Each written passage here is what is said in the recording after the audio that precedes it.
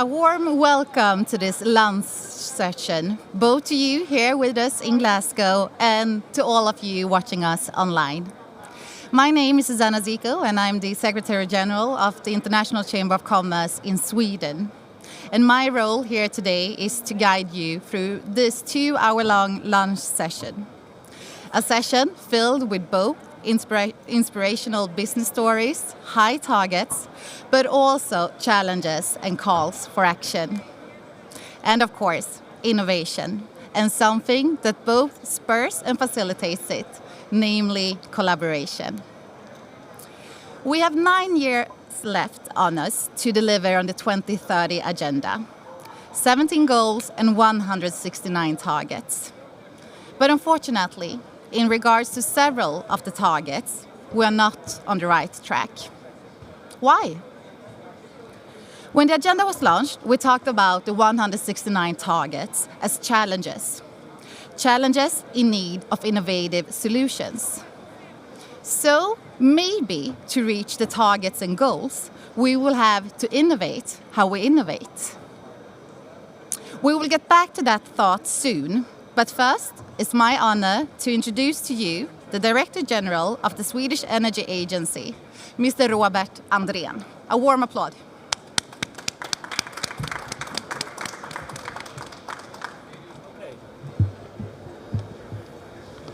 So, yeah, I feel like a rock star now. That's great. Ladies and gentlemen, dear colleagues and friends, thank you for giving me the opportunity to do some remarks and reflections on why we're here in Glasgow. First of all, climate change is a cross-border challenge that requires cross-border solutions that in turn require cross-border cooperation or co-creation, if I should choose a word. And I think that we have to realize that the consequence of inaction costs so much to society, are so dramatic and profound, that what the disturbances we've seen during the corona pandemic is nothing compared to what the climate change will result in for businesses, for communities, for countries, for people. And I think that what we need to do is to realize that there are some key ingredients that we need to address. One is we desperately need a clean energy transition. 75% of all greenhouse gas emissions are energy related, consumption or production. Secondly, we need rapidly to move whole systems. We need disruptive transformation. Our approach of component by component doesn't work in splendid isolation. And we need concrete movements like fossil-free steel production that adds into a whole value chain from the mining that is fossil-free to the electrical vehicle at the end of the trip that is also fossil-free and have no emissions. And the whole chain needs to be fossil-free. Thirdly, we need more innovations, green innovations, and I'm not only talking about technical products or technology, I think I'm talking about business models, policy development, and that they need to be deployed. They need to be used, scaled up on the market. We working at my agency with a concept called Avoided Emissions Framework, where we hope that investors will look at the reduction potential of a new innovation. And that is seen as an added value. So when you invest and how much you invest, you can not only look at the economic perspective, you also look at the emission reduction potential of an innovation. And it's mind-boggling figures you get when you look at if you scale the use of new innovations up and how much it can reduce the emissions. And fourth, we need much more co-creation between public, private sector, between academia and civil society. It's all about togetherness. And I think that this event today will show that we are working together, that private enterprises, governments, local communities are joining hands at the moment. So I'd like to give my sincere thanks to Business Sweden and Vinnova for arranging this very important event, and I'm very proud to be part of Pioneer the Possible and to innovate how we innovate. Thank you so much. Thank you, Robert. Robert, do you have time for a quick question? Yeah. Okay, so if you are stuck with one of the big shots, one of the world leaders, in an elevator here at COP26. Who would you like to be stuck with, and what would be your key message to him or her? To be quite frank, I wouldn't like to be stuck with anyone in an elevator these days. No, but I have to say I would be fascinating to be stuck with President Joe Biden, of course, and to listen to his ideas of how to actually change and what he foresees with the new package he's delivered in Congress on kind of a green transition for the US, because that is the most powerful nation we have in the world. Thank you, Robert. Thank you. And now, back to our previous question. Do we need to innovate how we innovate to reach the global goals? And how do we do it? Please help me welcome Regina Summer, Chief Strategy Officer, International Collaboration at the Swedish Innovation Agency, Vinnova. A warm applause.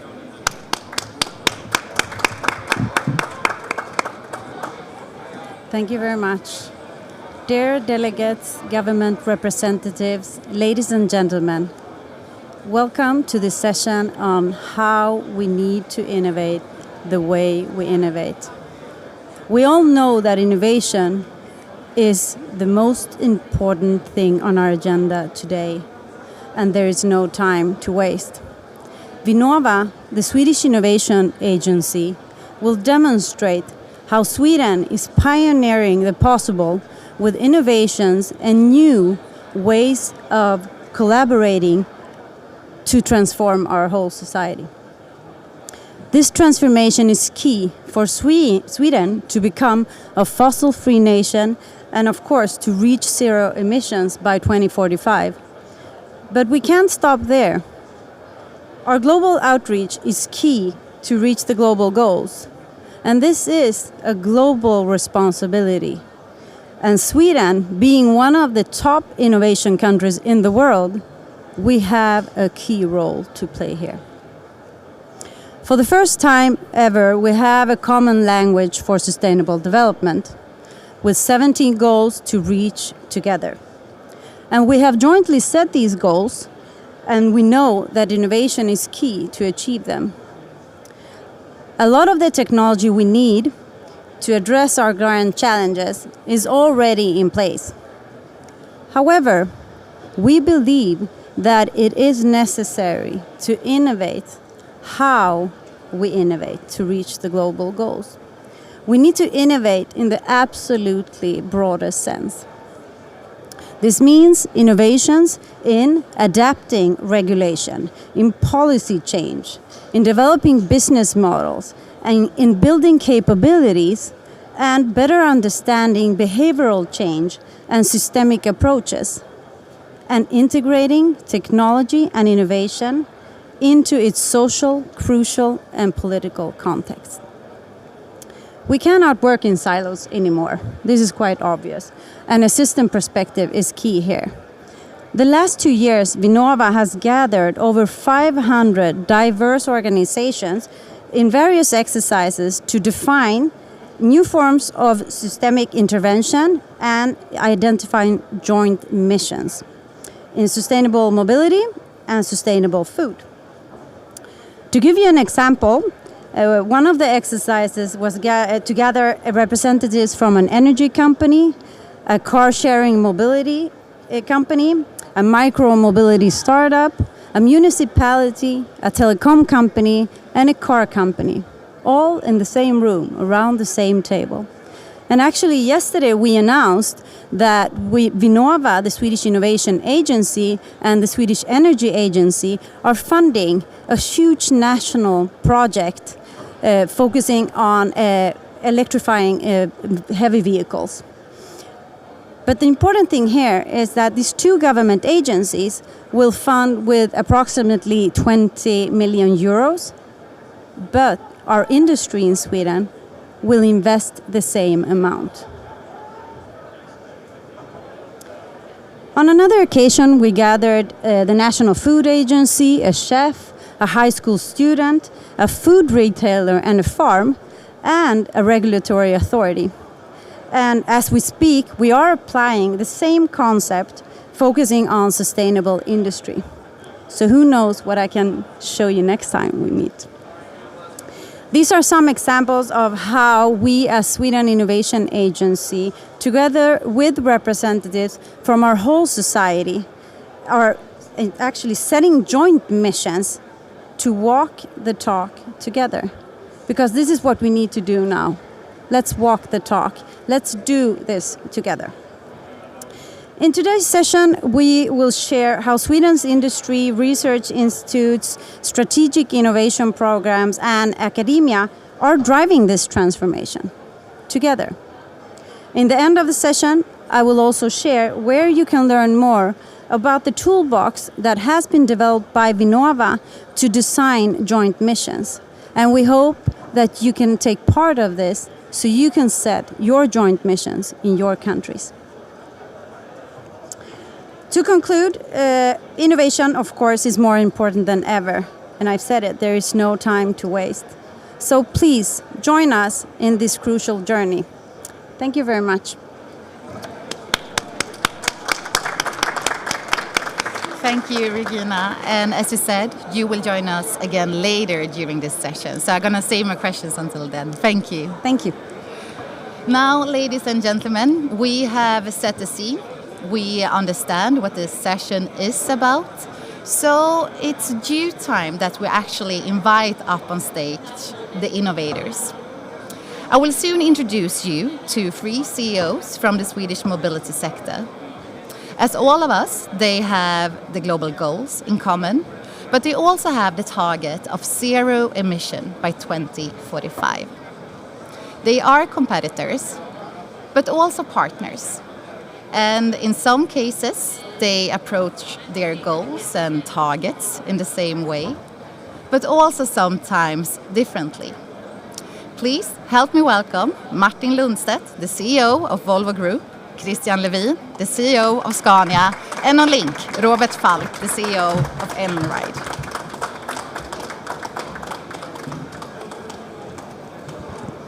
Funkar de här? Okay. They seem to work. Hello, Robert, can you hear us? We can't hear Robert.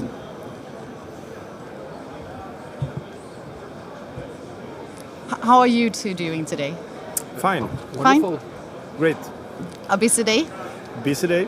To say the least, yes. That's every day. But you didn't have to queue for a very long time to get in here, I hope. No, it was good today. Yeah. Maybe you had a fast track? No. No? No.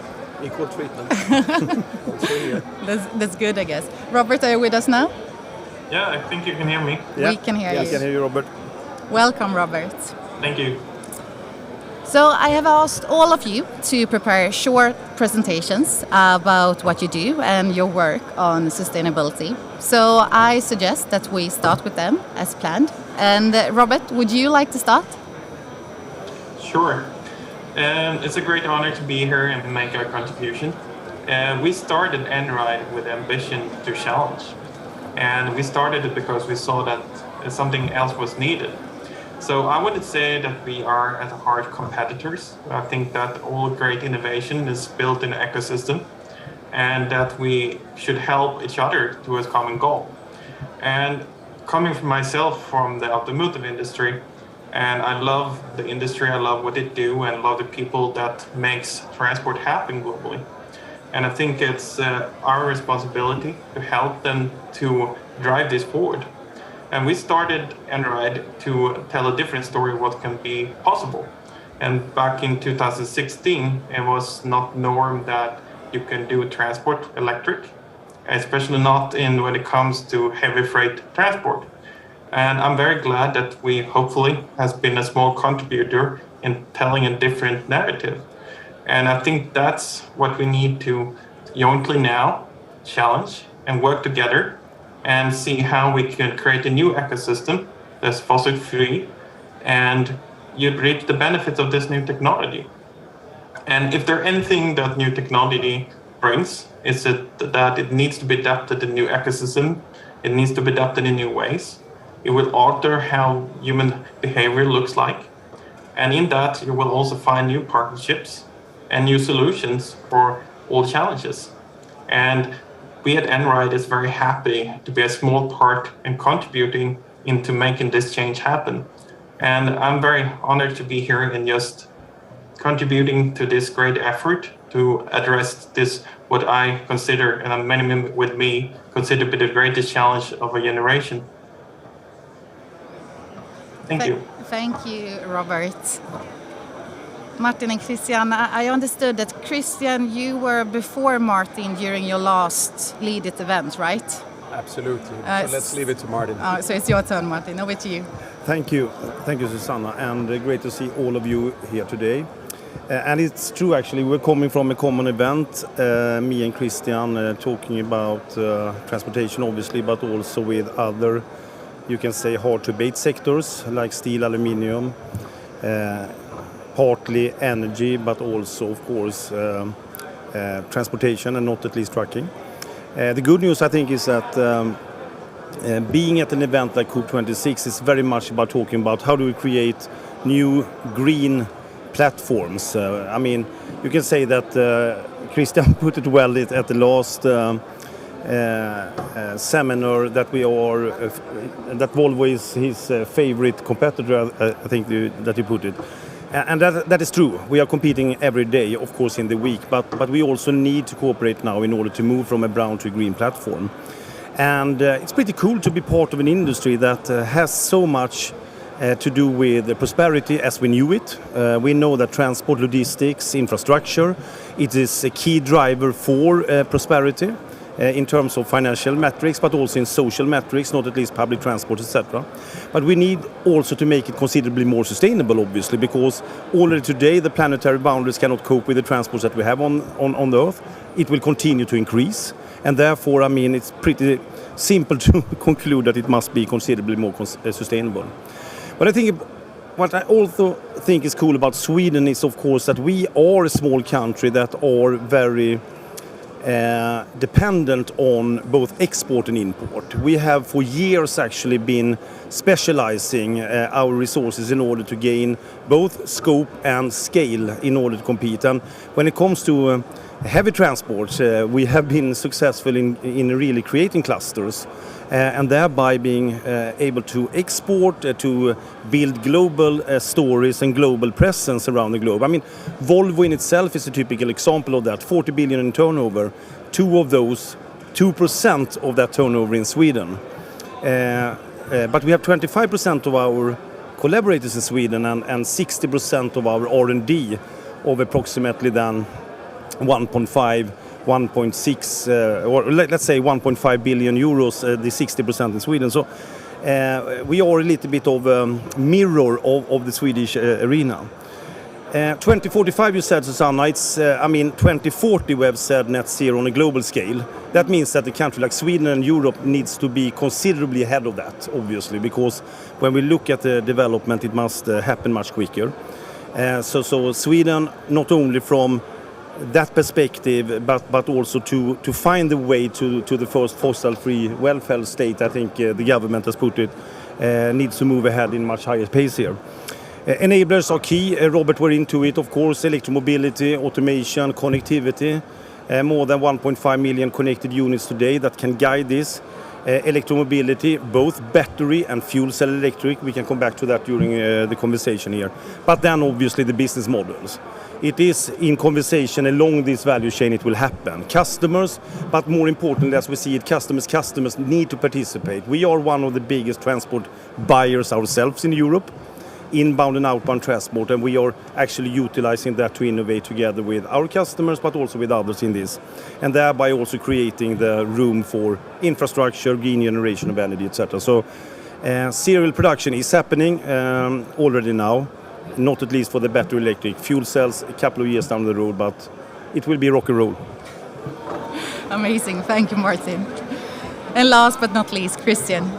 Yeah, thank you, Susanna. Well, our journey started back in 2015 when we really acknowledged that we're part of the problem. So transforming to a sustainable system was absolutely necessary. And by 2019 we applied for the science-based targets, and 2020 they were approved. And that's core part of our strategy now, is to really guide everything we do through these targets. And as a consequence, we fulfilled Scope 2, which is our own manufacturing and industrial footprint, being CO2 neutral already 2 years ago. So that was easy. And to be honest, we could have that pretty much ourselves, the way we have been acting the last 150 years. We do things ourselves. We turn out to the supplier base and we put really tough demands on them. That's working pretty well and we see really good. So Scope 1 will be covered. Problem is that in our sector, the big footprint is coming from our customers. You know, that's more than 95% of our footprint with today's technology. So we need to look outwards and we need to involve customers and the whole ecosystem. And here's where it's getting complicated. And here's to do innovation, we really need to work together. So what is missing? Well, we discussed that, Martin and myself, in the last seminar. What is really missing? It's not anymore the vehicles. So whether you choose a Volvo or a Scania or an Einride vehicle, they are already electrified, or at least you can get them electrified. And we are launching ever more models. We had our first truck out a year ago, and there will be one new heavy commercial vehicle truck from us every year up until 2030. So that is not the problem. The problem is, of course, and here the customers tell us bluntly, it's just too expensive. So either the business model has to change or we have to make it competitive. And that is a political decision that actually could be taken today. Put a price on carbon and this will self-regulate. Another one is, of course, the availability to charge. That's the other question that every customer asks, you know. So where can I charge? And it's not only a problem if you want to charge back home, because the capacity of our grid doesn't allow big operators to have several charging stations at one place. So, and then the second is, of course, how do we charge along the highways? So here we really need to work together with the energy suppliers, with the grid suppliers, to make sure that we build out together with them. And in the meantime, we must not forget the rolling population. And we have millions of vehicles rolling around the world, being it Volvo or being it Scanias, that could be transformed into quite sustainable vehicles where we could take down the carbon footprint with up to 90%, depending on which non-fossil fuel they choose. And for that, there is too little political support, I would say, right now. So that is another way where networking and working together, policymakers and business over the country borders are absolutely necessary for us to be successful. But I think I stopped there. Thank you, Christian. And you almost answered all of my questions already. I'm sorry for that. But I guess that's a good introduction, because I think we should have sort of like a soft start and try to do a common inventory. So if I ask you, what are the key challenges of our transportation system today? And I start with you, Robert. Would you like to start? I would say that the big main challenges are existing structures, and I think that keeping the existing systems in place is a big part of our challenge. I think that we don't have time. I had an excellent report stating how much of the support that currently are going to upholding the existing system. So I think first a great step would to stop subsidizing existing system and to prioritize the change. And that's something that's going to make hard decisions. And I think the change is very underrated how competitive it's going to be, because there are a lot of big interests in upholding the existing ecosystem.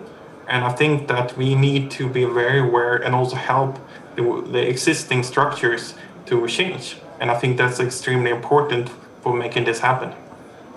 Thank you. Martin, do you want to add something? No, first and foremost, I fully agree to what Robert said actually on that, and I think all of us have been into many of these aspects already now. I think a given is a tax on carbon for transport sector. I'm a little bit worried about the ETS2 system in Europe, that it will incorporate both buildings and transport. I think it should be even better if it was a specific system for transport in itself, because that is a key driver for us.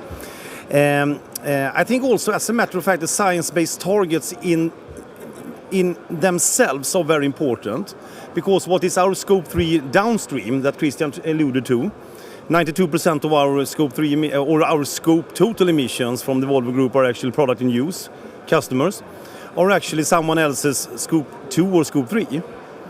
And when that now is getting momentum between different sectors, we see that quite a number of companies are coming pretty quick to transport, logistics and infrastructure, which is good news. And therefore I'm very positive about actually that momentum and that transparency gaining more and more force, because that will in a very positive way force us to connect in a different way between not only the traditional supplier and customer relation, but the complete and moving away from transactional to partnership. So that is another thing. And then, of course, what is and a little bit to what Robert said, it's mindset also. What can be done and to what speed. And that I think we have seen a big change in mindset, not at least in logistics, in mining, in ports, quarries, etc. But also that mindset must shift also when it comes to a number of the critical timelines where the political arena has a very important, not party politics, policy, permission timelines. It's far too slow, and it's not. And then of course, how do we make sure that we build out green energy capacity and storage? Because charging, we will do together now in the pan-European charging infrastructure joint venture. We will start with the first 2,000 charging points, give or take. So that is easier to be done if we get the permissions. But then also the national roadmap or the regional roadmaps on green energy is super important. But again, tax on carbon will drive for this, and the science-based target has a much deeper embedded force than we maybe have understood from starting with it. And I see that for our scope 3, that is the big bet, by the way. That is super fun, interacting with all the players that are having that abatement curve, but on the other side of the same emission, so to speak. Thank you, Martin. Christian, would you like to continue the inventory, or do you want a new question? I think Martin covered the top 4. Maybe just 2 more words on the beauty of the science-based target that you were into. We're all buying transport. Whatever business we're in, whether we are public or private, doesn't matter, we all buy transport, at least for ourselves as private persons. And most of us have kind of ignored that as part of our footprint. And if just everyone starts to ask themselves, what is it I'm buying or what is it I'm using? This transition could actually go very, very fast. And then we could scale, and then cost wouldn't be an issue. So I think it's in our own hands. Christian, you also mentioned partnerships in your introduction. Can you describe any partnerships that you are involved in? Yeah, I think we're all over the place with partnerships now. One is what Martin was into, which I'm very proud of, that we're paving the way for heavy commercial vehicle charging infrastructure in Europe, which is super cool. And we really also found out that a lot of players would like to come in. So we're on to something also business-wise, really interesting. Other interesting collaborations is, of course, that we were part of founding Northvolt to make sure we get access to green batteries. We're shareholders in H2 Green Steel. As you're collaborating with SSAB, we will of course also collaborate with SSB, and I'm sure you will collaborate with H2 Green Steel, but we're kind of supporting that ecosystem build out for Green Steel. We are part of something called CEO Alliance that was founded by our main shareholder, Volkswagen, which is an alliance of CEOs representing more than 1 million employees, where you have big companies from Sweden like ABB, Ericsson, part of that where we together look into the entire value chain. We have all the big energy companies in Southern Europe, and it's super interesting when we align our roadmaps in that type of coalition, which is something, if I go back 5 years, we were not, this was not on our mind to work like this. So a lot is happening. I should mention that you're looking at me, Jenny, the Pathway coalition with Swedish Vattenfall and E.ON and where we're also trying to do the same thing on a Swedish scale. So partnership is essential, and we can't do everything ourselves. I think that is the main conclusion. Robert, would you like to inform us about any of your partnerships? We can't hear Robert. Oh, sorry, how about now? Yes. And we started because we saw that with partnership, the new type of players were needed in the market itself.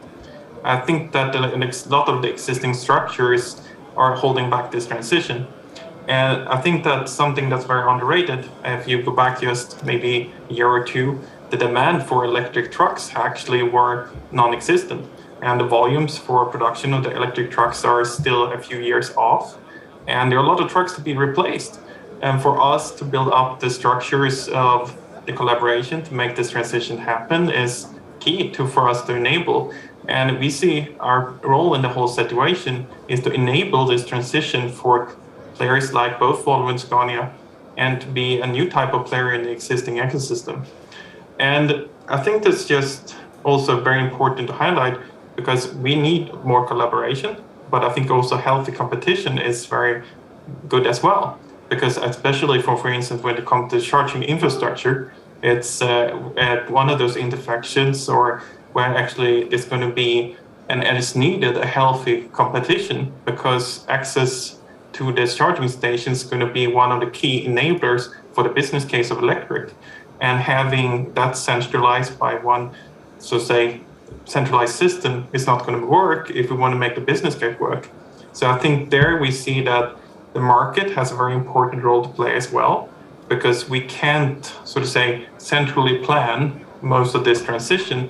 We also need to allow for healthy market-based competition as well. Thank you, Robert. Martin, would you like to add on? No, I think, of course, on the charging, I fully agree what you said, Robert, and also Christian. And that is, by the way, also the intention with the joint venture that Traton Group then, and Daimler and Volvo is creating, is to create an open ecosystem, inviting other investors, obviously, for the charge point operator type of layer in this system. But on that, obviously, to invite everyone to have an electromobility service provider layer. I've learned the vocabulary recently. So everyone can participate, because at the end of the day, we don't want to end up in a VHS Betamax type of situation. That will not let us deploy at scale, right? But fully agree, Robert, it's important that we have that competitive arena, but also giving access to investments that are done. We are doing it on fuel cells as well with Daimler. We have created a joint venture with Daimler Truck in order to deploy fuel cells also at scale faster. There also similar setup at JV, where it will be open for also access to other players, not only in tracking transport and public transport, for example, but also for stationary power and others. On the battery side, a number of very in-depth partnerships. But I think the most important thing for us is to continue to be even closer to our customers and customers in this. Because yes, it is a TCO question, yes, it is a life cycle question, but most importantly, it is a peace of mind question for the customers, right? Because this is production systems, production equipment that we are providing. And thereby there are a number of things that are providing this peace of mind regarding uptime, regarding durability of batteries, regarding charging infrastructure, regarding reuse, second life of batteries, or recycling, etc. So we need to move into this new world together. And that's what, I mean, the recent bigger deal that we took now of 100 trucks for DFDS, for example, the Danish major in logistics, was based on that we have done some in-depth cooperation, and then say, okay, now we do it, deploying it at scale, and we do it with Maersk in the Lights project in California, right? Where it is, so to speak, a coherent and exhaustive type of cooperation with utility companies, with charge point operators, with different providers. And then you can deploy at scale, and you can grow from that type of hub. So, it is a new landscape. Automotive, historically, has been very transactional, very introvert, very product-oriented. We even call it aftermarket, which I love, I mean, as an example of how introvert we have been, right? Aftermarket, that is our customer's main market, right? So I mean, that is also, again, coming back to the mindset, partnership is the new leadership. Thank you, Martin. And that's also why I'm so curious about your relationship. Is Christian invited to your birth? No, I'm kidding. But how, for instance... He used to be. He used to be. No, but Martin, you mentioned that often we have the technology available, but the lead time for implementation from governments can be too long. And this is a very heavy debate in Sweden at the moment. How do you partner around those types of issues? No, but I think also we need to be also fair. I think we also need to be better formulated, and I think we are considered to be better formulated today what is needed to deploy at scale. And there I see also, as we've heard with Vinnova and the Swedish Energy Authority, both Regina and Robert talking about it here, is also about really doing more large-scale pilots together so we can get a common understanding what is needed from, so to speak, the policy arena, from the private sector, from finance, and how do we do things together. So the big innovation, I mean, innovate today's theme, I think the whole business and systemic view in order to gain speed is an arena where the country or the company or the region that will find that clue to deploy quicker and more build trust quicker will win actually. So therefore I think we need also always to look ourselves into the mirror and say how can we formulate ourselves so it's clear what type of requirements we need in order to participate. And on that note, I just want to reiterate, I think there are a number of questions that cannot be left to party politics, that are far too important, that are political leadership, where the bigger actor in a country need to say, here we have a number of pieces that is important to get this cake or this platform green, right? And a common understanding, and then you can have the party politics more to how to divide the bigger cake because we are growing together in a green way. So I hope for that. Christian, do you have any comments on the public-private collaboration to speed up the transition? It's the million-dollar question actually. I think we have actually failed many times. We've tried with ethanol, we've tried with biogas, or LNG, I mean, and we always lack the scaling. And that is because we don't have a clear handshake and long-term common view between politics and business. And that's why, as Martin is putting it, we need to go from a brown to green platform. We actually need to collaborate a little bit more and compete a little bit less. And society has to allow us to do that together with the policymakers. Because otherwise we will compete again on the technical green platform, which we have to do eventually. But if we compete on standards, charging infrastructure standards, for instance, things will be horribly expensive and they will take much longer time. And in the end, the whole system will suffer. So it will be, and we have to be extremely close to the policy, and that's not the party politic question. It's also not the Swedish question. Exactly. You know, we have to lift that to the Brussels level, and well, maybe that's enough in the first step. But ideally, we should lift it to a global question, where we have for so many years failed, for instance, on the emission legislations, where we've come in closer to each other between China, US, and Europe, but we're still with different ways of measuring and different standard setup.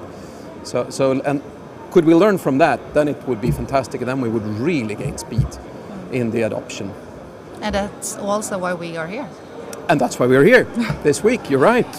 Robert, even though we are very successful in Sweden in regards to innovation, what can we learn from innovation systems in other countries?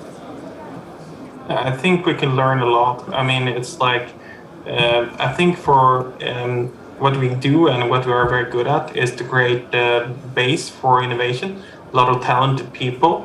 But I think that where we still have a lot to learn is that innovation needs also very healthy interaction with the market. And I think that both when it comes to new innovation, I mean, if Einride was not needed, or if it wasn't the market opportunity, if this transition was progressing fast enough. And I think that we have to also realize the fact that the whole green movement, everything when it comes to electric cars and electric transition has been driven by the market itself. So far, it hasn't been legislation that has developed the technology. It's not the political regulation that has been driving this change. And I think it's important to highlight that open innovation and companies, individual, and the market is also the ones who's going to enable this transition at the end. And I think that's something that we need to also realize quite a bit in this transition as well. And it's also something that I think it's extremely important is that we allow for new players to come in to challenge the existing structures. I think that the way why we are keeping things in place is that we have a very close relationship between big companies and existing governmental structures. And that's also helped that when you ask how things are going to be in the future, you ask the big players. And if you want to make things different, you also need to ask what could have been and ask new players and to allow for innovation of the system itself. I think that's the key to enable this transition as well. Thank you, Robert.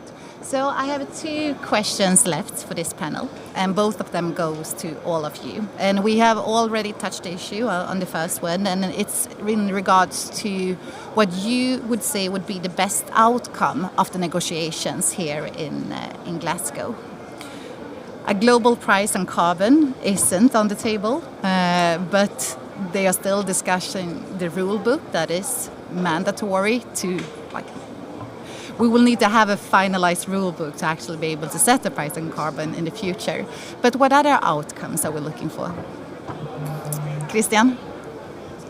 Yeah, gosh, I think the list is long, and I think the price on carbon is top one. I think Senator Kerry said it very well in our previous meeting. I mean, it's really absurd that we're sponsoring the sector that is responsible for the main part of the global warming, and at the same time not putting the funds to what could actually solve the problem. But apart from that, in our sector, it is definitely, I mean, it's green energy and access to green energy through the grid. These are together the top 3 things. So any movement that makes that transition easier and gives a clear roadmap to investors, to companies, that would be extremely valuable. Martin? No, I can just echo what Christian said, obviously, but I think also a very important outcome is that we will have more tangible sticks in the ground, so to speak, to 25 and 2030, both in global and regional levels, and thereby also on sectorial targets. I think everyone realizes that the Paris Agreement was great in a way because we were setting the long vision, or not the vision, but the long target of hopefully then the maximum 1.5. But it requires also to pull things closer, and the political leadership has a very important role when it comes to the policy frameworks, and whatever can be done to pull that closer for the very, very important transition that we have ahead of us for the coming 5, and for some of the deployments then, in particular on hydrogen for 2030, then 10 years ahead. I think everything that can be done in the tracks that Christian described is super important. Pulling it closer. Thank you. Robert? I think number 1 is to stop subsidizing the existing system. I think that was something that's not been focused enough. The other thing is that I think we really need to support the companies that making this transition.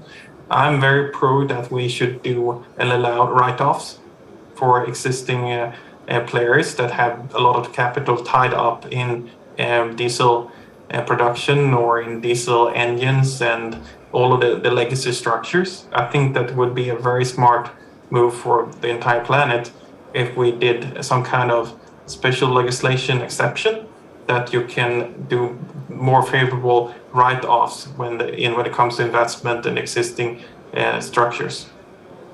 Thank you. And now the final question. You are also stuck in an elevator with a world leader here at the COP26.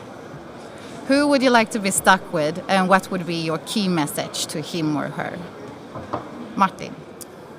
I think, obviously you start from the top where we have 30% of our top line in one country, and that is the United States, both on construction equipment and trucks, etc. So that should be the obvious answer. I think the reality is that one thing that COP26 is learning you is that you want to be stuck with a number of people that can actually innovate in one of these value chains together, and utilize it a little bit as the Pope election to let white smoke come out before they fix the elevator. So be really into the details on how do we do it together.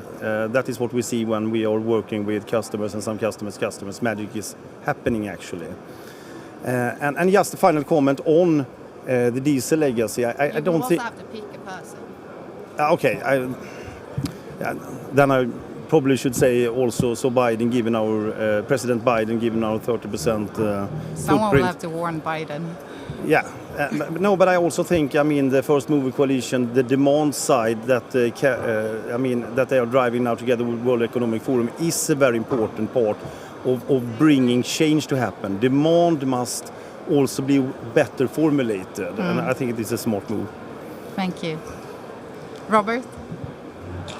I would have to go for Greta then, and say that I think we can actually make this change happen. I trust technology, and they're actually better for us as mankind to build something better out of this. So we're not here. We're still fighting, and we're still making a difference. And there is a brighter tomorrow. Thank you, Robert. Christian? Hard to be lost. No, I would probably go with President Xi, but he's not here.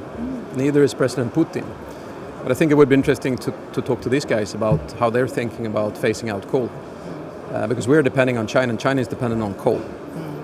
And that is a big problem. So. Good answer. A warm applause for Mr. Lundstedt, Levin and Falck. Thank you so much. Thank you. Tack ska du ha. In this next part of the seminar, we will investigate the collaboration part of innovation a bit further and ask us the question, how do we co-create for innovation that makes a difference? With us to answer the question, we have 3 prominent speakers. On link, we have Elin Larsson, Program Manager at Resource, Sweden's largest research and innovation initiative with sustainable use of materials. And with us here in Glasgow, we have Patrik Lundström, the CEO of Renewcell, a beyond cool, fast-growing sustain tech company with a unique textile recycling technology. And we also have Kornerup, the head of sustainability transformation at Stora Enso. Welcome up on stage.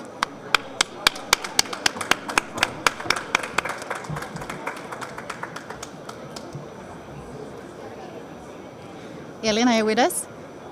Yes, I'm here. I'm honored to be part of it. Great. Welcome, Elin. Hi, Thank you.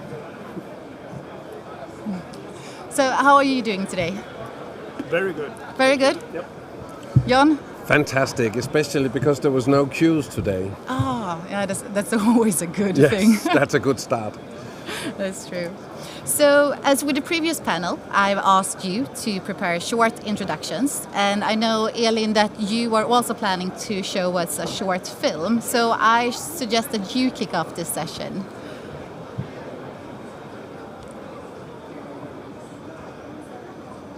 I thought you were showing the film. Let me see if we can get some help showing Elin's film. Here it is. No longer in doubt that human emissions of greenhouse gases are the cause of the global warming that is taking place. Resource extraction and processing account for almost 50% of global carbon dioxide emissions and almost 90% of the loss of biodiversity.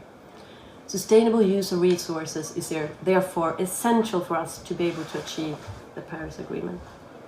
My name is Elin Larsson and I'm the Program Director of Resource. Resource is a Swedish strategic innovation program funded by the Swedish Energy Agency, Vinnova and Formas. Our vision is to create sustainable use of materials within the planetary boundaries. The main focus of our work is to fund innovation projects, some of more technical solutions, but also process innovation, policy innovation, as well as projects gathering new facts to create new knowledge. We know so much already about what is wrong with our system and what is needed to be fixed, but it's the how that we're kind of lacking at the moment. We at Resource have research telling us that we, for instance, treat our buildings as single-use products.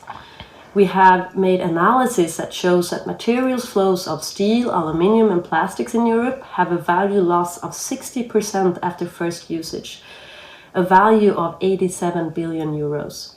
So there's money to be made here as well. We also have a study showing that it is actually possible to reach a net zero emission from steel, ammonia and cement industry in Europe. So in the debate, most of the hope goes to new technologies, but it's actually more about innovation in terms of behaviors, organization, processes, collaboration, policies, something that also our latest report points out. And we just launched a new innovation agenda for sustainable use of resources, the RE-agenda. It's setting up goals for 2030, lists 7 priorities on how to get there, and it highlights 3 focus areas for research and innovation, where, for example, behaviors, policy development, and collaboration are mentioned as key drivers. The time when countries, organizations could work with these issues themselves has passed. We have to work together. And there are some good examples of this, like the work of Viable Cities, for example, who uses the cities and its ecosystem as transition hubs. We at Resource are now increasing our internal collaboration, and feel free to contact us. We would be happy to hear from you. Thank you.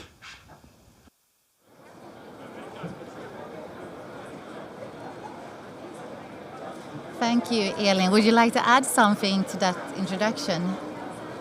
No, I think I'm fine. I just must say I listened in on the former panel discussion, and it's nice to see how much we're actually having the same messages, and it's going to be nice to see where this discussion goes.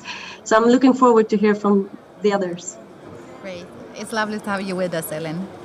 Patrik, I'm so curious to learn more about your company and the technology you use. Please tell us more. Well, Renewcell is a company which was founded at the Royal Institute of Technology. When talking about innovation, from 2 professors at Michael Lundström and Gunnar Henriksson, who have developed a technology how to separate fibers, textile fibers, from cotton. And it's based on a Swedish, let's say, traditional industry, which is the pulp and paper industry. And we are then taking on, let's say, your old jeans, my old jeans, putting that into our process, and we're creating a dissolving pulp that you can then use to make viscose for new clothes. So what we do is we create a circularity out of a linear fashion industry. The fashion industry, you're pumping oil of making polyesters and growing cotton. You run it through the system once, and then you burn it in the end or put it on landfill. What we do, we create that circularity of the fashion industry. So our goal is to make fashion sustainable and circular. That is really interesting. And you are collaborating with Resource somehow, or what's the connection there? Yeah, we do. I mean, there's been work together between the 2 organizations. Yes. So maybe you will have to tell us more about that during our discussion. Now I will move on to a much older actor, and I'm not talking about you, Jan, I'm talking about Stora Enso, of course. I actually have a fun fact here. Did you know that the corporate history of Stora Enso can be tracked back to the oldest known preserved share certificate in the world, issued in 1288? Yes. That's incredible. Yes. And today, 700 years later, you're still in the forefront of innovation. And that gives quite a burden of responsibility on the shoulders of those of us who's here now, I think. Yeah. Please tell us more. Yes, of course, Stora Enso, through these 800 years or something, have done many things today. We're a renewable materials company. We are one of Europe's largest private forest owners, and we make a range of applications from wood as the feedstock, all the way from paper, form fiber, packaging material, liquid packaging material, products for construction and so on and so forth. And we have also innovative stuff in our portfolio right now, which is under the heading of innovation, of course. And that is interesting in itself, but I really like the title of this session, Do We Need to Innovate the Way We Innovate? Because I think that's the right way to talk about innovation today. I think it's difficult, I think for all of us, and definitely for me, to imagine just how much and how deep we need to innovate systems and how fast. We see the gap still to 1.5 degrees. When we go around and talk in these meetings, it's like it's a curve, then there is another curve that's a little less steep, then there is the business as usual curve that's not that steep, and it seems like, okay, we just need a steeper curve. But that steep curve is a 10 years accelerated transformation in almost all sectors and all systems in the economy. It's daunting to think about. And if we don't ask ourselves the question about how we change the way we innovate from a focus on just the technical stuff to the way we make the systems work, we won't make it. So we have, and after this I will end in the first round, but we have thought a lot about this in Stora Enso, and just recently we launched just a new step up of, you can say, our sustainability framework, but it's actually our company strategy to end up in 2050 with a vision about having 100% regenerative solutions. That are solutions that are within the planetary boundaries, net carbon positive, net biodiversity positive, fully circular, and also just and fair, because obviously there is a social dimension to all of this. You started the meeting with the SDGs, and I think what is often overlooked is that with the current technology of today, we have a big trade-off in there, because we want to enhance social progress. We want to create jobs. With the current technology, when we do that, we destroy the planet. So there is a trade-off between that unless we leave for innovation. And final remark for introduction is that we need to make the maximum use of the renewable material we have on the planet that grow back, but we need to make much more societal value add out of what we produce from them. That's the only way we can balance both staying within the planetary boundaries, but also create the jobs and the growth we need for social progress. Thank you. Maximizing the use of existing materials. That's in line with what you are doing, right? And you also have a film to show us that I forgot to introduce. Sure. Should we show it? Yeah, please do. Should you introduce it? Well, this is a movie that we've done. I mean, we're investing at Ortviken, which is an old SCA plant outside of the city of Sundsvall in Sweden. And what have happened is basically that the paper industry has a decline due to digitalization, meaning that you're closing down paper mills. And what we have had the opportunity to do is then to revamp this plant, and we are now building up our first scale plant of 60,000 metric tons at Ortviken for the consumers or for the viscose producers to supply in kind what they need, basically. So please go ahead. Please play the movie. Have you noticed that lots of things go around in circles? Seems so natural, doesn't it? After all, that's how it's worked for billions of years, until we lost track. We need to go circular again, before we reach the end of the line.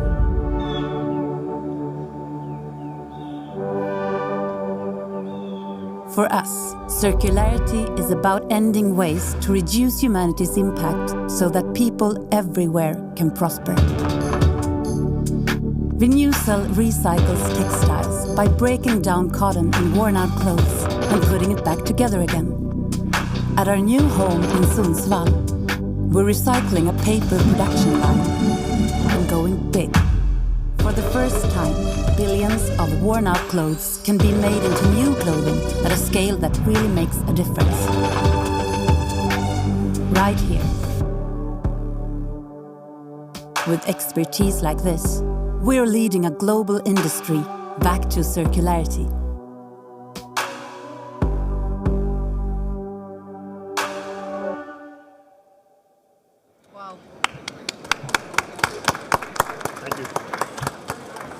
Patrik, I guess the collaboration must be key, both to roll out your innovation, but also to sort of like further developing it. Can you tell us more about existing collaborations that you have? Oh, well, we have quite a few. I mean, if you start at Ortviken, we have a very deep collaboration with SCA, of course, and in terms of recycling a paper mill. So we already had fresh water coming in, we have electricity coming in, we have all the infrastructure there, buildings, roads, fences, what have you. But moreover, there was also a fantastic workforce that unfortunately have to leave, and this is and we had an opportunity of bringing a lot of these people on to Renewcell, meaning that we already now have hired all those people that we need for our expansion, and it's a massive undertaking. Of course, we're spending approximately 1.5 billion Swedish at the site, and we could not have done it with the speed that we do it. It's about 18 months from that we got the funding to that we start up the plant, and that's normally unheard of in the pulp and paper industry. So that is, and the reason is that we could revamp a paper mill because all the infrastructure was there. But that's just one collaboration. But we also have a lot of collaboration with H&M, who is a shareholder of Renewcell, and all other brands. So that's a very strong forward integration, and we're using the business model that also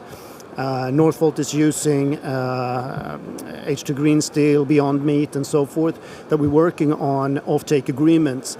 And that is probably one of the innovations or business model innovations I would like to highlight for today is in order to scale fast, we also need commitments in order to get the funding and also to have let's say de-risk a very fast expansion. And also, as John said, there's huge undertakings in order to transform just in 10 years. So it's a lot of steel in the ground, a lot of investment needs to be in place, but that can only be done if you have offtake agreements. Take, for example, Northvolt. They would never have had the guts to do what they do unless they would have the offtake agreements. So we're working very closely with the far end of the value chain, but also backward integrated into collectors and so forth. So a lot of collaborations. Interesting. Elin, we often talk about Sweden as an innovation leader. What does that actually mean?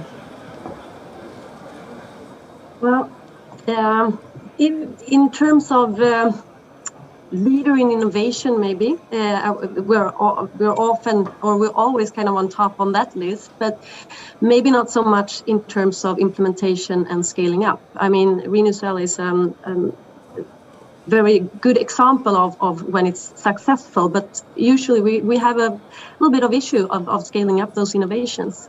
And here I think we can learn from others. Finland and Netherlands are a good example of countries we can learn from. I mean, they have more concrete goals on a governmental level. They have more concrete goals and guidance and incentives that actually help them come pretty far in implementing, for instance, circular solutions. And I think, of course, business opportunities and competitiveness are key drivers for creating a change, but we should also acknowledge that policy instruments, regulations, and financial incentives will be needed when the market forces are not enough. So that, together with what Patrik is mentioning, commitments and agreements to be able to make those investments are crucial. But I think that Sweden can actually improve themselves and learn from others on how to implement all those fantastic innovations we actually have already. Jan, Sweden as innovation leader, why Sweden? Why not Denmark, for instance? Well, I think there's a lot of great innovation going on in both these countries and others. Finland was mentioned, is absolutely also an innovative nation.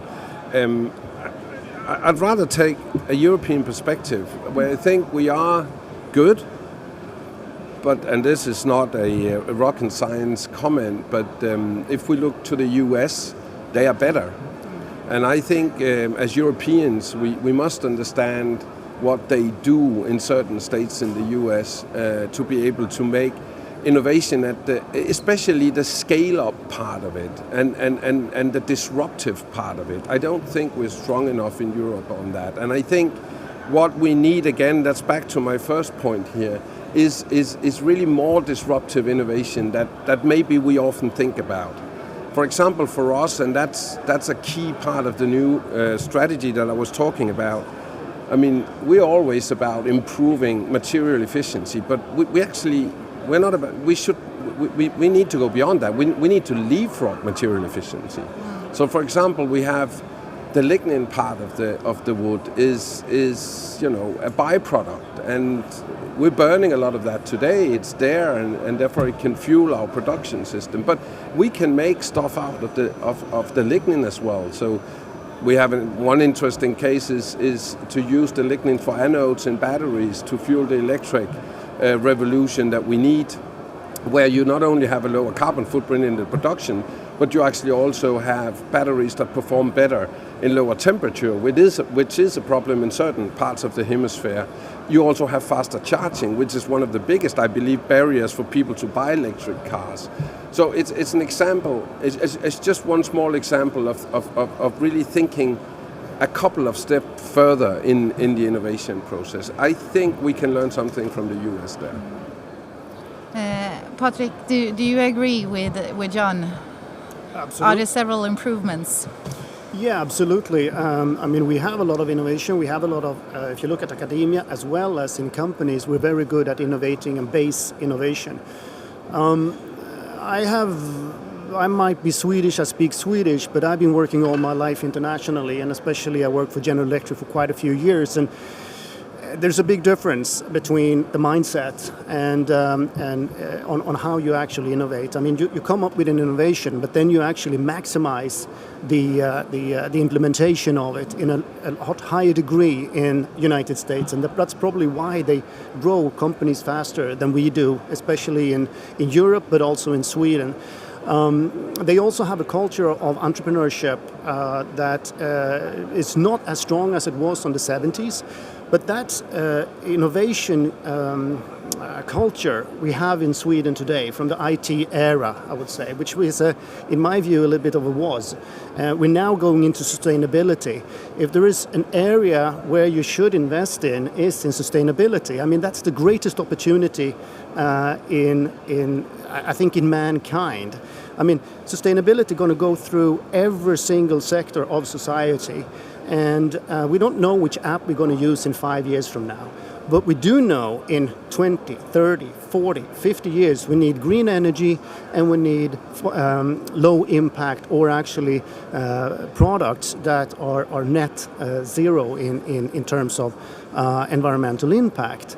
And that is also fueled by a growth of middle class. We've grown from 3.7 billion people in middle class today up to 5.4. That's 1.7 million people coming into middle class just in this decade. So, I mean, if you talk about business opportunity, that's where you want to be. And here, I think we as innovators, as well as entrepreneurs, as well as business leaders, we need to grab that opportunity. But it doesn't only go for the businesses. This is also very important for countries. Countries that don't go into sustainability, companies that don't go into sustainability, will be left behind. And the reason is simple. There's not one there's a country leader, president, what have you. I mean, we can just look at this forum here that doesn't embrace sustainability, and that we need to do this. But that goes the same with every CEO that you can talk to. I mean, of course, there's one of you, Trump and Bolsonaro maybe, that doesn't agree with this. But in general terms, the whole world is going towards sustainability. It's probably the biggest industrial revolution that we have ever seen. So, I mean, from my perspective, sometimes when we talk about these challenges, these challenges are so difficult and so forth, I don't see it. This is opportunities. So if you want to be a successful company, a successful country, a successful person in the long run, I know where I would put my chips. Jan. Well, just building on that, couldn't agree more. I mean, sustainability is the direction for innovation. And going back from the US then to the Nordics, I think we have an advantage there. We are really ahead in terms of also other nations in Europe, but definitely also globally, in thinking about sustainability as a lens for innovation and the way we want to grow our economy. I think that's an asset today. Elin, would you like to comment on this discussion as well? Totally agree. I think you put it very well, Patrik, that we should all invest in sustainability, and that's the most secure investment ever. But looking at what's actually being done. I mean, a lot of the leaders, both in terms of countries and companies, they have sustainability, they have climate and circular economy in their strategies and on their agenda. But looking into what's actually being done, it's too little. It goes too slow, to be honest. And I hope that will change, that we will see an increase of transformation. And as we mentioned before, I mean, a lot of the technical solutions are already out there, as Regina mentioned earlier. And we can take the fashion industry, for example, where you come from, Patrik. I mean, I wish you would, many more would follow your example. But if you look at the fashion industry, for example, that research shows that we could have the environmental impact by 2030 if we decrease our consumption to 45 pieces of clothes per year instead of 50. And Elin? I think we lost Elin. If we would only use best available technology. Innovation is more about maybe it's more about how innovation and collaboration can change our behaviors, our cultures and policies, and that we need those to be able to make this bigger transformation where we actually reach this tipping point where we get a greater mass to do things in a different way. And I also think that for that to happen, we need to change the rules of the game, and we need to have a fair playing field between the old system that we want to phase out and the solutions for the new system. So like Robert mentioned, that we have to stop subsidizing the fossil fuel industry. I mean, that industry gets huge amounts of subsidies worldwide every year. And today, unfortunately, in general, it's cheaper and easier to make the bad choices when it should really be the other way around. So yes, we have good innovations, and I believe in sustainability, but we need to speed up. So we need the system to support. We need a system support to see the change that we want to see. Thank you, Elin. You sort of like introduced the subject of barriers, and both of you mentioned circular economy. And still, I mean, we are talking about waste rather than resources. There are huge barriers in the transition to a circular economy. John, would you like to elaborate a bit more on your main barriers? Yeah, that's a favorite topic. I think this is a glass half full, half empty discussion. If I look at what happens on the corporate side these years, just since Paris, both on the finance sector and on the corporate sector, I get really optimistic.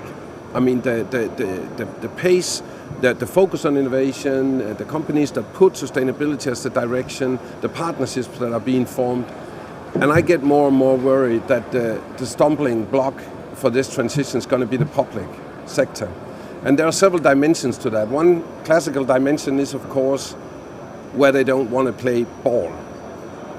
That's what you see a little bit in certain countries, certain parties in certain countries. But that's getting less and less. However, the next problem with the public sector is the speed that we need. Because when we change to new technologies, you need a new regulatory framework to enable that. And I think that's completely overlooked. It can be new types of fuels, new engine specifications, safety, construction regulation with new materials in constructions, isolation standards. I mean, we can go on for hours. Can the public sector reform the regulatory framework fast enough and keep up with the pace of innovation that comes out of the corporate sector for solutions? There I have my biggest fear.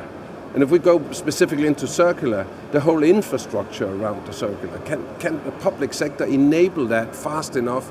So I think it's really great to come together, corporates, and the collaboration, and also the new, like we saw in the former pallet, competitors do pre-commercial work. I think the public sector shows to be quite agile here, and this is not a blame game, because the public sector, it's a democratic process. It takes time, but that's a worry if they can keep up with it. And then just one final point on the public sector, which I think is the biggest missed opportunity right now, to there's a lot of chicken and egg when you need to have new technologies.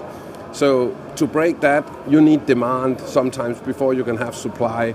So this is all about aggregation of demand for the right things. Public procurement, we've been discussed for 25 years or something like that, green procurement, and almost nothing is happening. And there the public sector could also play a role, and I think we need more from the public sector. Totally agree. Patrik? Well, yes. I mean, I also agree with Elin. I mean, it's the public sector need to move a lot faster. They're missing the opportunity of actually transforming, for example, Sweden or Europe or United States or the world for that matter. So the companies, we are there. I mean, we can probably do this within the 10 years to come or the 15 years to come. But world leaders cannot sit around and keep on doing what they're doing is doing as little as possible for the lowest cost as possible and waiting as long as possible, waiting for everybody else, instead of seeing this as an opportunity for their countries, for their regions. I mean, if you take a country that doesn't invest in infrastructure, green infrastructure, circulating materials, for example, or green energy, you will not be part of the world economy in the end. And I'd like to take a very interesting example. If you take the pulp and paper industry, 30, maybe 40 years ago, we didn't recirculate any paper at all. I mean, today we're recirculating, I think it's about 60-70% of all paper being produced. It's an industry worth $52 billion. I mean, that's a beautiful example of actually using what we once have produced again. And I mean, we can do it all over the planet, and there is a lot of nice initiatives to have. And I think there is opportunities for entrepreneurs and countries as well as politicians to create jobs, green jobs, that actually bring taxes to the government for the common good of our welfare. But they need to be able to step up to the plate and become the leaders that they're supposed to be, because otherwise democracy doesn't work. Elin, you work in between sort of public and private. Do you think we're a bit too hard here? It seems like something is wrong with the technology. Let us move on. It seems like I'm back, sorry. No. Were you addressing me? I'm sorry. Yes, Elin. Did you heard our previous discussion? I lost the last minute or so. Okay, yeah. So then we're going to move on. And we're actually going to end this part of the session in the same way as we ended the last one. So meaning I have 2 questions left, and both of them goes to all of you. The first one is in regards to outcomes here at the COP26. What would you say would be the best outcomes? Patrik? Well, actually, that we create, the framework or actually ratification of the Paris Agreement, and it's based on those 3 areas of carbon decarbonization and the other 2, of course. So, in the end, I think that would be for me an interesting way that where our let's say public leaders can eventually show leadership. They have been talking about it now for 20 years. It's about to actually come to agreement. Jan? I had hoped that we would see pledges rise to close the gap more than we saw. It's still good to see 0.5 degree taken away if pledges are implemented. So say that would be my preferred outcome now. It's also a little bit, too late. That's not going to happen. So, but that was what I had hoped for even more. I think if there can be, that's not going to be a treaty or conclusion thing, but a political handshake a continued momentum to raise ambitions as one thing. And then the other thing, I think Article 6, I mean, the framework for the trading part of this needs to, they need to, that's a whole piece of homework that they really need to do. And especially from a circular economy perspective, where we really need to have those global markets functioning. Yes. Elin? Yeah, I would say to expand the climate discussions and the agenda to include resource efficiency and biodiversity on a higher level, and then stop subsidies. If we could, end this meeting by saying we will not have any subsidize on sustainable actions, that would be great. But that would, need for behavioral change throughout our leaders, and I hope we can have a call out for bold leaders among the ones joining COP26 that we can, Thank you, Elin. And now, Jan, it's time for you to be stuck in the elevator. Who do you want to be stuck with, and what would be your key message to him or her? I would also pick Greta. Mm-hmm. And I think I'll say three things to her. First of all, I definitely want to compliment her for the huge mobilization that she has been a leader in the younger generation, and I believe that has made a difference over the past years and has had an impact on the political scene. Then I will appreciate and understand the anger that's there, but then I would try to see whether she can be also a driving force in moving from anger into construction, because I don't think anger is a strategy for anything here. It can maybe be a kick-starting thing, but we can't afford to lose a complete next generation into just a conflict. We actually need to work together to make this happen. So I would ask her to be a leader in that as well. Elin? I thought I was going to be the only one saying Greta. And I would say to her, don't give up on us. And I think she has a right to be a bit angry. I think we need to get that push. And I think that's why she's been successful also. She's kind of addressing the urgency here. But since John is going to be with Greta, then I would choose Xi Jinping then, and just to, one of the biggest nations and the biggest user of coal, just to hear out what their plan, how do they see the future. Thank you. And Patrik? I would take Putin and Xi Jinping, and I would basically say, don't you see that you're missing the train here? And jump on the bandwagon. This is beautiful. Let's do this and just get it done. And don't hesitate, because there's certainty that the market will be there. There is growth. So, but if you don't do this, you will be left behind, and you will have issues actually coming back. So, grab the opportunity. Thank you. A warm applause for our panelists.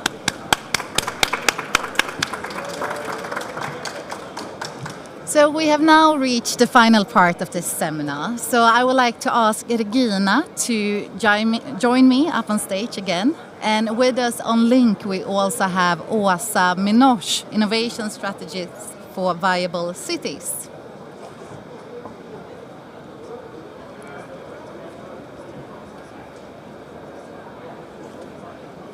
I believe Åsa will join us any second.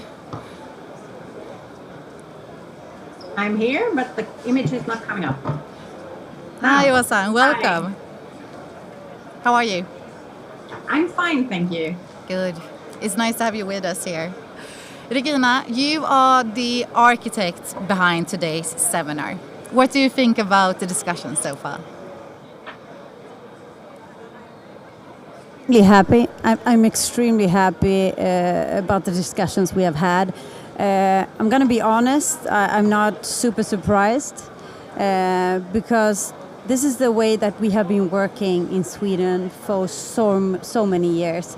Even competitors collaborating to target the goals that we have. This is, for me, is nothing new, but still, I'm extremely happy for everything that has been said here today, and I hope that we can show the world that we have the same targets, we have the same goals, even if we are competitors and within different sectors. So that is makes me extremely happy, and of course.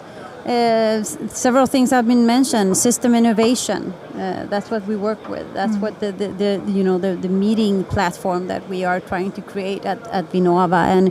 And I think seeing everyone that we have heard today, it's going quite well. So I'm very happy. Great.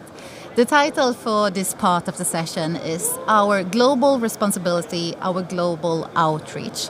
Anything in particular you think that our audience should pay attention to, Regina? Well, like I mentioned in my speech in the beginning, I think that we have a global responsibility, and we are. Sweden is not a surprise to anyone that Sweden is one of the top innovation countries in the world, and this gives us. We have a huge responsibility in having this role. It's nothing just to brag about. We actually have to do. Approach other countries and see how can we be part of this? How can we help you guys out? And how can you learn? Teach us, and when we learn from you too. So it's of course it's a give and take. But I think when it comes to certain parts of this, the way we collaborate and the way we see innovation, and specifically now the new way we see innovation, we have a very, very important role to play here. And I think Viable City, that is one of our strategic innovation programs, also will tell you more about this. They will also present one of a very, very important challenge that we launched, the Climate Smart City Challenge, that is a form for us to, on a global scale, see, how can we be part of this? How can we have a global outreach and help other parts of the world too, with the same systemic approach that you have in Sweden. So I'm look forward to hearing Åsa talk. And Åsa, I think that is an excellent introduction to your speech. Please tell us more about Viable Cities and your work. Thank you so much. I'm very, very happy to be here. It's been a privilege to listen to the discussions coming up to this. And I really love the theme of innovating the way we innovate, because that is what we need if we are to stand a chance to transform our societies, to reach to keep global warming below 1.5 degrees or as much as we can. And Viable Cities is actually a sibling program to Resource and Elin Larsson that you heard from before. And I'm really happy that transport and mobility and also the circular economy were topics that were discussed, because catalyzing new forms of collaboration in order to achieve systems change in these areas are really, really key to transforming cities into becoming climate neutral and sustainable, and where we also have an inclusive and just transition. So a little bit about Viable Cities. We are a large-scale program on climate neutral and sustainable cities. And why cities? Well, cities are key in addressing the climate crisis. They consist of maybe 3% of the surface of the Earth, landmass, but they can account for about 70% of greenhouse gas emissions. And more than 50% today on Earth live in cities, and in Europe, it's predicted to be 85% by 2050. So this is kind of a key nexus of both kind of the challenge of the climate, but also in solving the climate crisis. So Viable Cities' mission that we've set for ourselves is to achieve climate neutral cities by 2030 with a good life for all within planetary boundaries. This is a bold mission, of course. And to make this happen, we work with a portfolio of initiatives aiming at the missions and to achieve very much systems change. Instead of fragmented projects, it's about an ecosystem of efforts aiming at a common direction. And here we target multiple levels of change: policy, technology, finance, behavior, and norms. And in this effort, we have a lot of partners that we're working together with, both from industry, from public sector, from academia, and from civil society. And in particular, since 2019, we've been working with 9 cities, and from October this year, we are working with 23 cities throughout Sweden, municipalities and their partners in industry, academia, and civil society. These municipalities together account for about 40% of Sweden's total population. So this is a massive effort. And the aim of this work is to accelerate the transition to become climate neutral and sustainable. One key in this work is actually what we call climate city contracts. And this is a delivery mechanism, a contract for learning in an agile process where city mayors, directors general of a number of government agencies at the national level in Sweden, and we have commitments from all parties to goals and actions to make this transition happen. And in order to be agile and very, very much prioritize learning processes, we do this in an effort where we revise these city contracts every year in order to sharpen the commitments and the actions to make the change happen. And these 23 cities in Sweden, they are large and small. The biggest in Sweden, and one of the smallest is Mariestad, who is also present at COP26. They actually drove to COP26 in order to demonstrate that it's possible with a hydrogen-fueled car. So they're really at the forefront in the hydrogen space. So large and small cities are working together with us. And this is also part of a European effort where the European Commission launched in the beginning of October the Mission Climate Neutral Cities as part of the implementation of the European Green Deal, aiming at a climate neutral continent by 2050. So this is part of a lot of efforts concerted at the European level.